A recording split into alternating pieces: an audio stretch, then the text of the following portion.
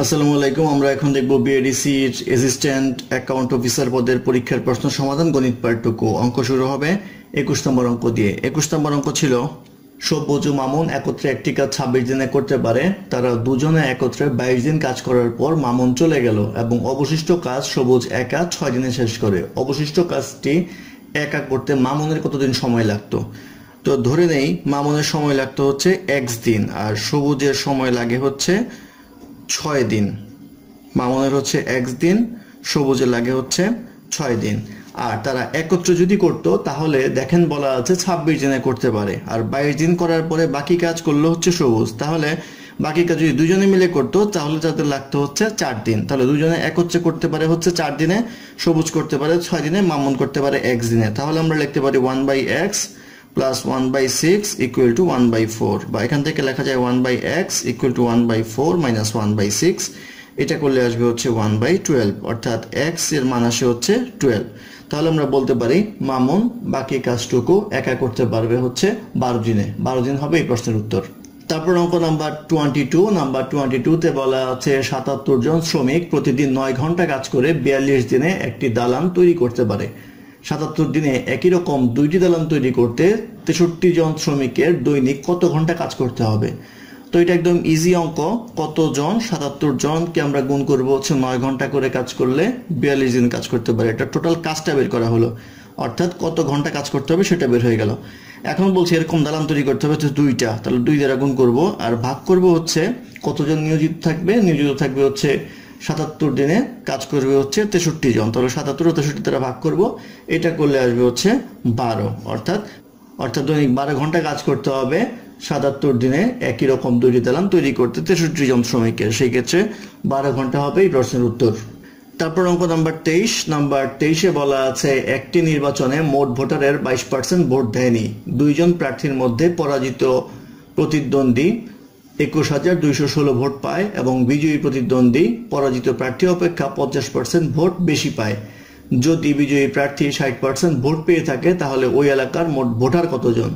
অর্থাৎ 22% ভোট দেয়নি, সেই 22% সহ হিসাব করতে বলা হয়েছে এই প্রশ্নে। তো আমরা পরাজিত যেটা আছে, পরাজিতর ভোট সংখ্যা হচ্ছে 21,216, আর বলা হচ্ছে তার সাথে বিজয়ী অর্থাৎ জয়ী যে আছে তার ভোট হলো তার চেয়ে 50% বেশি, অর্থাৎ 50% যদি অ্যাড করি এর সাথে তাহলে আসবে হচ্ছে 31,824। তাহলে টোটাল ভোট দিয়েছিল 21,216 এবং 31,824 জন, সমান সমান যোগ করলে আসবে হচ্ছে আমার 53,040 জন। এই 53,040 জন হচ্ছে মোট ভোটারের ভোট দিয়েছিল। তো এই ভোটার যে ভোট দিয়েছিল এটা হচ্ছে ভোট দিয়েছিল যেহেতু 22% ভোট দেয়নি, সেই ক্ষেত্রে আমাদের 100 থেকে 22 বিয়োগ করলে আসবে হচ্ছে 78%। এই 78% ভোট দিয়েছিল, এই 78%-এর সমান হচ্ছে 53,040 জন। তাহলে 78%-এর সমান লেখা যায় 53,040 জন। তাহলে 100% সমান সমান কত? ভাগ 78 ইন্টু 100, এটা করলে আসবে হচ্ছে 68,000। তো 68,000 ছিল মোট ভোটারের সংখ্যা। এটাই হবে এই প্রশ্নের উত্তর। তারপর অঙ্ক নাম্বার 24। নাম্বার 24-এ বলা আছে বাতেন 23% ক্ষতিতে একটি চেয়ার বিক্রি করে। চেয়ারটি 324 টাকা বেশি দামে বিক্রি করলে তার 13% লাভ হতো। চেয়ারটির ক্রয় মূল্য কত টাকা? তো 23% ক্ষতিতে মাইনাস 23% আর 13% লাভে প্লাস 13%। এই স্ল্যাবের যে ডিফারেন্সটা হচ্ছে 36%। তাহলে 36% ডিফারেন্সের জন্য তার প্রাইস ডিফারেন্স হচ্ছে 324 টাকা। তাহলে 100%-এর জন্য ডিফারেন্স কত হয়? Divide by 36 into 100 equal to আসবে হচ্ছে 900 টাকা, অর্থাৎ 900 টাকা হবে চেয়ারটির ক্রয় মূল্য। এটি হবে এই প্রশ্নের উত্তর। তারপর অঙ্ক নাম্বার 25। নাম্বার 25-এ বলা আছে একটি আয়তাকার বাক্সের উচ্চতা এর দৈর্ঘ্যের 2/3, আবার বক্সটির প্রস্থ এর দৈর্ঘ্যের 1/5। বক্সটির প্রস্থ 3 মিটার হলে এর আয়তন কত ঘনমিটার? তো আমরা ধরে নিই দৈর্ঘ্য হচ্ছে 3x, তাহলে প্রস্থ হবে হচ্ছে দৈর্ঘ্যের 1/5, অর্থাৎ 3x/5। আর বলা আছে উচ্চতা হচ্ছে দৈর্ঘ্যের 2/3, অর্থাৎ 2/3 ইন্টু 3x, এটা করলে আসবে হচ্ছে 2x। তাহলে আমাদের প্রশ্নে বলা আছে যে প্রস্থ হচ্ছে 3 মিটার, তাহলে আমরা লিখতে পারবো 3x/5 ইকুয়াল টু 3 মিটার, বা x ইকুয়াল টু বের করা যায় হচ্ছে 5 মিটার। আমাদের বের করতে বলা হয়েছে আয়তন কত। আয়তন আমরা জানি দৈর্ঘ্য ইন্টু প্রস্থ ইন্টু উচ্চতা, অর্থাৎ 3x into 3x/5 into 2x, এটা করলে আসবে হচ্ছে 18x³/5। তো 18 ইন্টু 5³/5 এটা ক্যালকুলেশন করলে আসবে হচ্ছে 450, অর্থাৎ 450 হবে আয়তাকার বাক্সটির আয়তন, অর্থাৎ 450 ঘনমিটার। এটি হবে এই প্রশ্নের উত্তর। তারপর অঙ্ক নাম্বার 26। নাম্বার 26 এ বলা আছে 5টি ধারাবাহিক বেজোড় সংখ্যার সমষ্টি সংখ্যাগুলোর গড় অপেক্ষা 260 বেশি, সংখ্যাগুলোর মধ্যে ক্ষুদ্রতম সংখ্যাটি কত? তো 5টা ক্রমিক বেজোড় স্বাভাবিক সংখ্যা যদি আমরা ধরি তাহলে লিখতে পারবো 2x - 3, 2x - 1, 2x + 1, 2x + 3, 2x + 5, আর এখানে গড় হবে হচ্ছে এই 2x + 1, অর্থাৎ মাঝখানেরটা। তো প্রশ্ন মতে বলা আছে এই কটা যদি আমরা যোগ করি, +2x - 1 + 2x + 1 + 2x + 3 + 2x + 5 যোগ করলে এই যোগফলটা হবে এর গড়, অর্থাৎ 2x + 1 এর সাথে 260 বেশি। তাহলে ইকুয়েশন আসবে এটা, বা এটা ক্যালকুলেশন করলে আমরা পাবো হচ্ছে 10x + 5 = 2x + 261, বা 8x = আসবে 256, বা x আসবে হচ্ছে 256/8 আসবে হচ্ছে 32। আমাদের বের করতে বলা হয়েছে ক্ষুদ্রতম সংখ্যাটি কত? ক্ষুদ্রতম সংখ্যা হচ্ছে 2x - 3। তো এখানে যদি আমরা 2 × 32 বসাই, -3 বসাই, তাহলে আসবে 64 - 3 আসবে হচ্ছে 61। তাহলে 61 হবে এই প্রশ্নের উত্তর। তারপর অঙ্ক নাম্বার 27। নাম্বার 27 এ বলা আছে একটি বৃত্তের ব্যাস 20% বাড়ানো হলে এর ক্ষেত্রফল শতকরা কত বৃদ্ধি পাবে? এটা মুখস্থই সবাই বলতে পারবেন, 44%। তো অঙ্কটা করে দেখাই।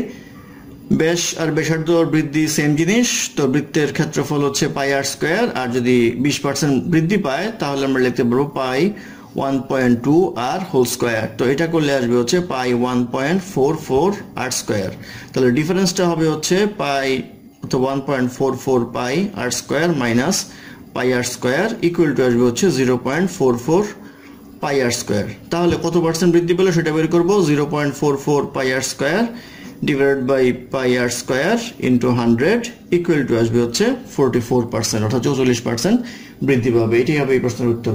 তারপর অঙ্ক নাম্বার 28। নাম্বার 28 এ বলা আছে 8 বছর পূর্বে পিতা ও পুত্রের বয়সের অনুপাত ছিল 4:1 এবং 16 বছর পর তাদের বয়সের অনুপাত হবে 20:11। তাদের বর্তমান বয়সের সমষ্টি কত?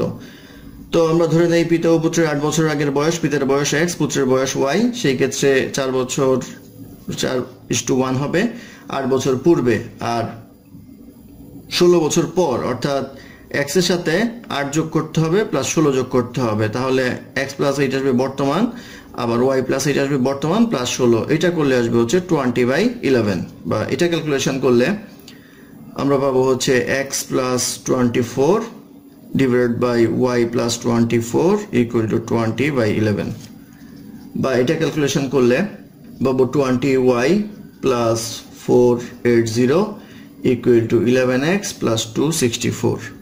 আর এই ইকুয়েশন থেকে আমরা লিখতে পারবো x = 4y। এই মানটা যদি আমরা এখানে বসাই তাহলে আসবে 20y + 480 = 11 × 4y + 264, বা এখানে আসবে হচ্ছে 24y = 216, বা y = 216 divided by 24 = 9, অর্থাৎ y এর মান আসলো 9। এটা যদি এখানে বসাই তাহলে 4 × 9 আসবে হচ্ছে 36। আমাদের বের করতে বলা হয়েছে তাদের যোগফল কত, অর্থাৎ বর্তমান বয়সের যোগফল কত। বর্তমান বয়স x হচ্ছে 8 বছর আগের বয়স, তাহলে বর্তমান বয়স হবে হচ্ছে পিতার ক্ষেত্রে 36 + 8 = 44, আর পুত্রের ক্ষেত্রে হবে 9 + 8 হবে হচ্ছে 17। এই দুইটা যোগ করলে আমাদের আসবে হচ্ছে 61। এটা হবে পিতা এবং পুত্রের বর্তমান বয়সের সমষ্টি। এটি হবে এই প্রশ্নের উত্তর, 61। তারপর অঙ্ক নাম্বার 29। নাম্বার 29 এ বলা আছে তিনটি সংখ্যার অনুপাত 3:5:6 এবং তাদের বর্গের সমষ্টি 630 হলে বৃহত্তম সংখ্যাটি কত? তো 3:5:6 যদি হয় তাহলে আমরা ধরতে পারি 3x, 5x আর 6x। এই তিনটা সংখ্যা আসবে, বলা হচ্ছে এদের বর্গের সমষ্টি। তাহলে বর্গের সমষ্টি করলেই বর্গ করতে হবে, সমষ্টি আসবে হচ্ছে 630, বা এখান থেকে লেখা যায় 9x² + 25x² + 36x² = 630, বা 70 এক্স স্কোয়ার ইকুয়াল টু 630, বা এক্স স্কোয়ার ইকুয়াল টু লেখা যায় হচ্ছে 9, বা এক্স ইকুয়াল টু আসবে হচ্ছে 3। আমাদের বের করতে বলা হয়েছে বৃহত্তম সংখ্যাটি কত। বৃহত্তম সংখ্যাটি হচ্ছে 6x, তাহলে 6 × 3 ইকুয়াল টু আসবে হচ্ছে 18। এই 18 হবে বৃহত্তম সংখ্যাটি, 18 হবে এই প্রশ্নের উত্তর। তারপর অঙ্ক নাম্বার 30। নাম্বার 30তে বলা আছে একটি গরুর দাম একটি ছাগলের দাম থেকে 150% বেশি। 6টি ছাগল ও 4টি গরুর দাম একত্রে 30,000 টাকা হলে গরু এবং ছাগলের দামের পার্থক্য কত। তো আমরা ধরে নেই ছাগলের দাম হচ্ছে x টাকা, গরুর দাম যেহেতু 150% বেশি তাহলে টোটাল দাম হবে 250%, তাহলে 2.5x। তাহলে আমাদের প্রশ্নে বলা আছে 6টা গরু, আমাদের প্রশ্নে বলা আছে 6টা ছাগল এবং 4টা গরু, তাহলে 6টা ছাগলের দাম হচ্ছে 6x আর 4টা গরুর দাম হচ্ছে 4 × 2.5x। এই সবগুলি যোগ করলে আসবে হচ্ছে 30,000 টাকা, বা 6x plus 10x equal to 30,000 টাকা, বা 16x ইকুয়াল টু 30,000, বা এখানে লেখা যায় x equal to 30,000 divided by 16 equal to 1875 টাকা। তো আমাদের বের করতে বলা হয়েছে পার্থক্য হচ্ছে 2.5x minus x equal to আসবে 1.5x। 1.5x হচ্ছে 1.5 × 1875 ইকুয়াল টু আসে 2,812 টাকা 50 পয়সা। তো 2,812 টাকা 50 পয়সা হবে গরু এবং ছাগলের দামের পার্থক্য। এটি হবে এই প্রশ্নের উত্তর। অপশনে এই উত্তরটি নেই, প্রশ্নে একটু ভুল হয়েছে হয়তো। প্রশ্নে হবে হচ্ছে একটি গরুর দাম একটি ছাগলের দাম থেকে 50% বেশি, অথবা বলতে পারতো একটি গরুর দাম একটি ছাগলের দামের 150%, তাইলে উত্তর আসতে হচ্ছে 1250, যেটা অপশনে আছে। কিন্তু এখানে এই 150% বেশি বলার কারণে উত্তর চলে আসলো 2,812 টাকা 50 পয়সা। সেই ক্ষেত্রে 2,812 টাকা 50 পয়সা হবে এই প্রশ্নের উত্তর। ধন্যবাদ আমাদের সাথে থাকার জন্য। আমাদের চ্যানেলটি ভালো লাগলে অবশ্যই সাবস্ক্রাইব করবেন, লাইক, কমেন্ট এবং শেয়ার করবেন, এবং অঙ্কে কোনো সমস্যা থাকলে আমাদের কমেন্টে জানাবেন। আমরা চেষ্টা করবো ডেসক্রিপশনে তার সমাধান দেওয়ার জন্য। ধন্যবাদ।